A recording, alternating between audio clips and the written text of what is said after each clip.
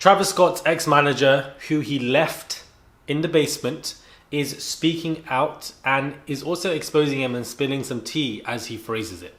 It's Murad Murali. Hopefully you guys are doing well. Back at it again with another video. If you have not subscribed, guys, click that button for daily and consistent content. And let's get straight into this video. Inject it.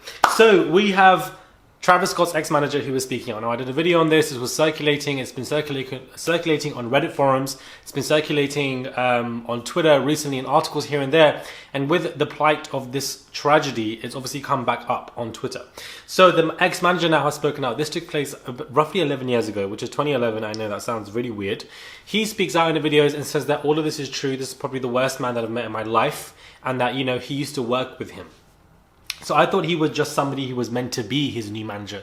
But in actual fact, they worked together. In actual fact, this particular man helped him, helped his career.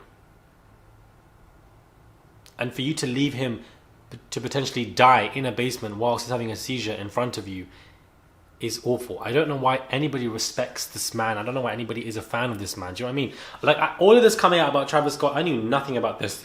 I never listened to this man. The only song that I occasionally listened to was Sicko Mode. That was the only song. I never knew. I don't know why people were so massively interested in this man. He's been very successful and I've just never quite got it. This man has taken to this video to basically say that back in the day in 2011, he helped fake making accounts on Twitter to make him seem popular.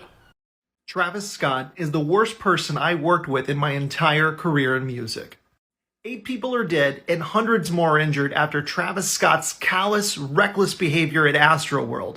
And I hate to be the one saying this, but I saw this coming and I tried to tell everyone. The story that D-Dot is telling is true. I'm Travis Scott's former manager. I'm the one who had a seizure, and I'm the one that he left for dead in a basement in Los Angeles. I originally told my account in 2013, and then it recirculated on Reddit about 6 years ago. The stories coming out of Astroworld and all the videos documenting the evidence are quite clear, and they align with what I know about Travis Scott. When he sees people in harm or danger, he tends to only continue thinking about himself. And to make it worse, he's been doing this for years at other concerts. I could go on and on about the theft of sessions, assaults, and all the lies that he's told in his career, but the thing that I want you to understand most is this. I think it's time to spill a little tea, as the kids on the internet say, and I don't mind doing this because Travis Scott is genuinely a horrible person. So in 2009, when I met Travis Scott, I was running a site called earmilk.com with my friends Trey and Blake. And I was a junior level software engineer, and I had just finished working for MySpace Music. So I worked in the technology side of music. For Travis, what we did was fake his popularity. I programmed a fleet of SoundCloud bots to artificially inflate his play counts on SoundCloud.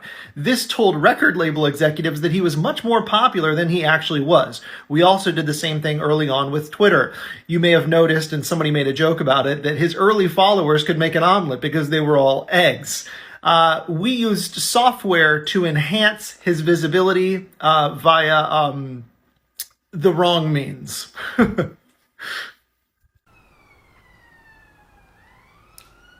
Come and arrest Travis. Just come and arrest him. Come and arrest Mr. Scott, man. They're always on time. They're always on time. And that this ex-manager was saying that they faked creating bots on SoundCloud to make it look like a lot of people were listening to him, to make it look like a lot of people were following him and tweeting about him on Twitter as well. He helped create all of this fake stuff to bring that kind of engagement and interest. Therefore, record labels would look at him and would want to sign him. That they had this whole kind of fake game behind making him popular, and it worked. And it just goes to show you that a lot of people are in this position with this fake persona, and that you think that everybody loves them, you think that everybody likes them, you know, and you think that they were huge and big and upcoming.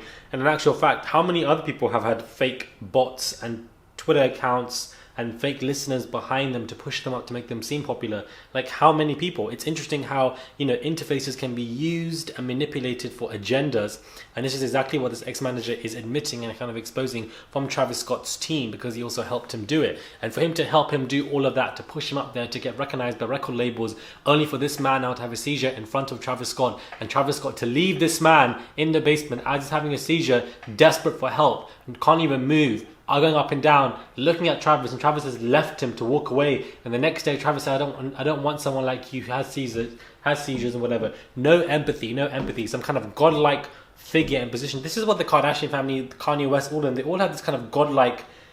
They lose themselves in so much fame that they have this godlike persona that they think that they're untouchable, or that they are, they taste this level of fame or taste this level of money and wealth and power and attribution to all of it, and they become like this godlike weird, they adopt this godlike persona and think that everybody should bow down to them, or think that they are better than people. This kind of weird superior, whether it's conscious or subconscious, it kind of takes over them in some weird manner, and they just think that they own people or can run whatever they want to run or treat people how they want to treat, and it will be okay. And there's nothing that, there's a good, it's just, let me not say anymore, guys. The video speaks for itself, and I think it's just, yet again, it's like every other day there's more news about this man and about how people have treated him, how he's been treated badly by people, how he's treated people badly, and then those people end up speaking up about it. That he's told in his career. But the thing that I want you to understand most is this.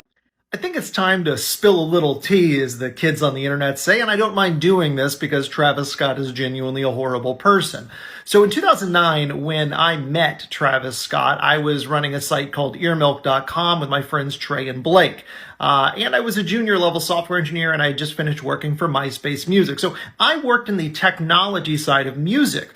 For Travis, what we did was fake his popularity.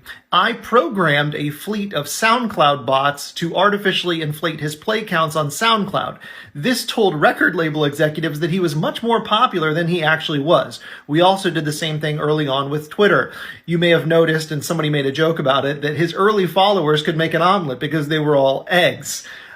We used software to enhance his visibility via the wrong means. So he was compelled to make this video, and as you can tell in the video, he has said many a times that this man is one of the most awful people that he's met. It's just another one of the pieces of the puzzle that fit a picture that puts him as an awful man, and he's treated people horrifically. So he's been doing all of this. He's been acting like all of this. He's been charged and arrested for inciting crowds, guys.